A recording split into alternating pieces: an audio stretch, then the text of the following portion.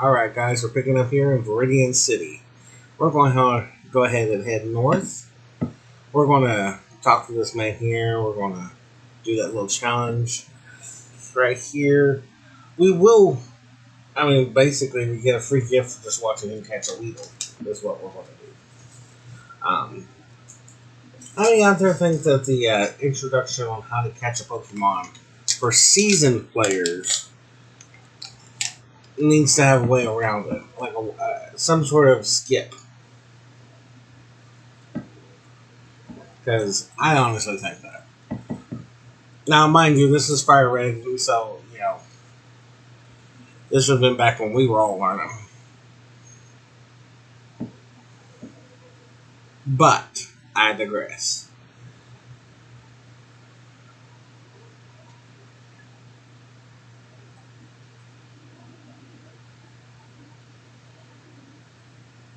We obtained the TGTV, and then we head off to the forest. Yeah, I jumped right straight to it. But I want to get there. Now, we're not going to go through where we challenged 27 Caterpies, 14 Wheels, 12 Kakunas. We're going to jump right in and kind of walk around.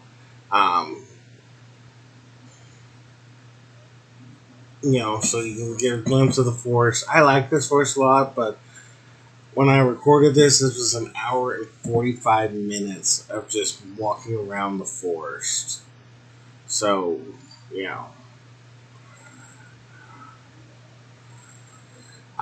we catch several Kakunas. We, catch Wheels, we catch Caterpies, we catch Metapods. So, therefore, I'm not going to spend a lot of time going through challenging a whole bunch of those. We'll do maybe one or two, and then they'll kind of get an idea.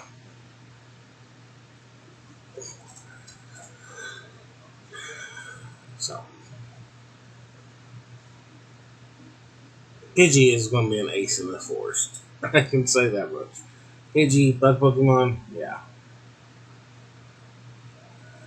We already have a Weedle on our team because we just caught it. The one we had prior to that catch was from the route itself. But here's our Pikachu catch. And this was actually towards the last 40, it was at the hour and 36-minute mark. So yeah, I walked around a while recording, and I was like, you know what? I don't think everyone wants to see me just challenge random Pokemon for an hour, so I cut a lot of it out. I hope you like it. I hope the new refreshed take on the videos are better. And everything. I'm redoing the audio and everything. I still am working on getting the background music to play with the recording. But I'm doing what I can.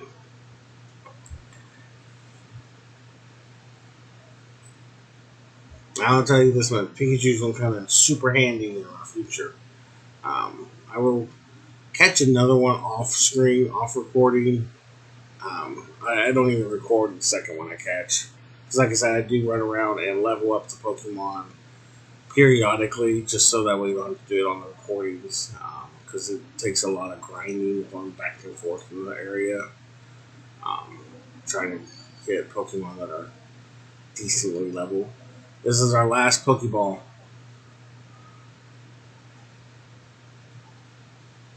And we caught Pikachu. Again, this is a 5% encounter rate. The fact we even ran into one was impressive. But we caught it. It stays on our team. Well, I think it goes in the box for a moment, and then I'm like, wait, I want to keep it. And then I choose between, Now we're going to walk around a bit, deciding where to go. At this point, I think the best option really is to challenge the trainers in the forest and just leave the forest. Um, I left for a moment. I paused the recording completely at this point, but I left to kind of revamp my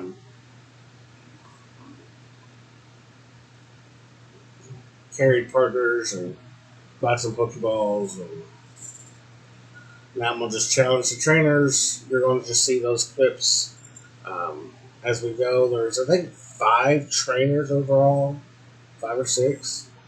Um, they generally carry all bug Pokemon. So, Pidgey's going to be a knockout.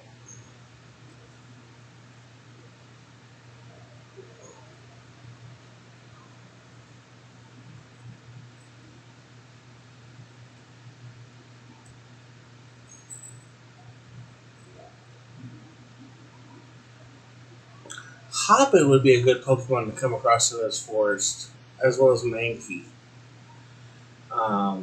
Sparrow, Pidgeotto, Pidgey.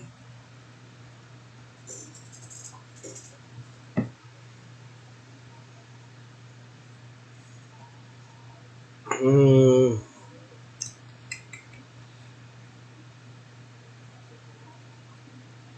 maybe some Beedrill and Butterfrees, since they can be, level 10 at evolution. Um, I wonder what other Pokemon would be good to have in the Viridian Forest here. What do y'all think? Now, mind you, just Generation 1 Pokemon. Only Generation 1. Bellsprout would be a good one. With us, yeah. So we're going to head on to the next trainer. He's a little farther up. You'll see him at the end. Like I said, I'm jumping to the trainer battles because those are the bigger ones. They give you more experience. They basically push your levels up faster than challenging wild Pokemon. So, like I said, Pidgey is going to just knock them out. Not a fan of the move Gust, but until he learns Wing Attack or Sky Attack or Fly or any other air attack deals with flying, Gust is all I got. So, yeah. I kind of wish they would make the move Hurricane a dual flying and water move. Because, the winds are just so strong. And then when Pokemon does it, it lasts for like several turns. Eventually affecting everybody. But that'd be, kind of extreme, I guess. They need one that's called Tornado or F5 Tornado.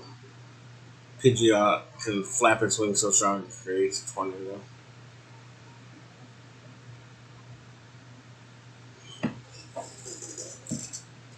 Alright, so we got Pidgey to level 12. Right now that means he's 2 levels higher than even Bulbasaur. But then again, I'm only using him to get through all these trainers. Now, the grinding on the backside, I do want to admit, I try to keep them as close to what the trainer battles will be, so that way it's not lopsided, and that the experience I gain is decent.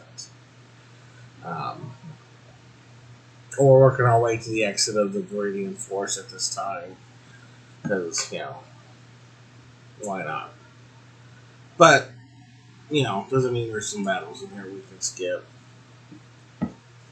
I think this is actually the only one we could have skipped.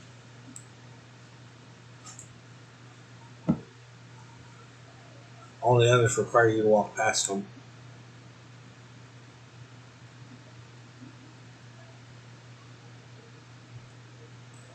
Dusk is like the only move I use is Gust from here till the end. Now, as a reminder, guys, if you made it this far in the video, thank you. But hit that subscribe button, hit that like button, leave a comment down below of what you like about the videos. Eventually, the goal is to grow this channel where we start doing more than just digital videos, gameplay through, but unboxing of Pokemon merchandise and cards and stuff like that. I have tons of cards I'm buying randomly, so it'd be kind of cool to do that and record it with you guys, and we all, and then do prizes. But I gotta get the subscriber base up. Um, gotta make this, beneficial. Is the plan, the goal.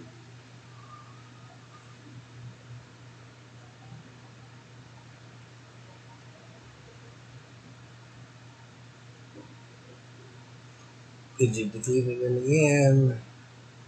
Now we're gonna swap it out and swap it in.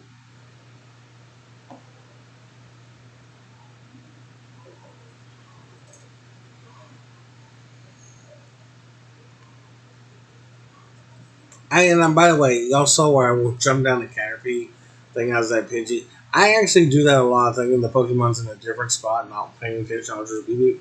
Before I hit shift, I'm like, oh wait, that's not the right one.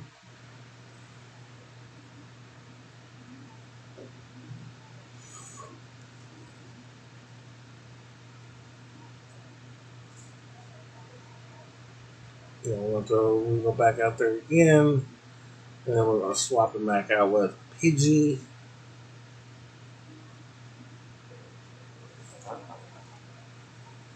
Moveset earlier on is horrible.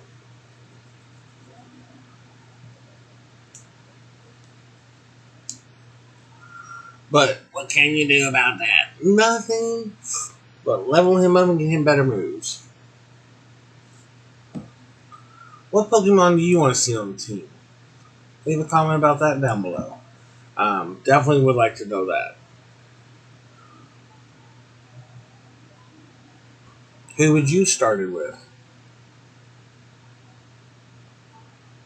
Who would have been your starting 6 Pokemon for the first few gyms and your remaining 6 Pokemon for the rest of the game? Because we all know we all change them out around the halfway point. Sometimes we even put the starter Pokemon in the box. We don't even keep the starter. I'm notorious for that. There's only certain starters I will keep from start to finish, but it also depends on whether or not I can import the starter I want into the game. Luckily, I can import Chimchar and Froakie into Scarlet and Violet. Because those are my favorite 2 starters, by the way. Favorite. So, this is our actual last trainer battle in the forest. After this, we're going to head towards the forest gates to leave. We'll talk to a few people in that area, but as that is happening, I do want to remind you guys, in our next episode, we will be challenging Brock, the Pewter City gym leader. And will we win? You'll have to come back and see. Leave a comment what you think what will happen. We will be using Bulbasaur, so that should give you something. But remember, his ace is Onyx. Onyx is pretty strong. So with that, guys, I just wanted to say thank you for watching, and I hope you enjoyed it. Come back next time.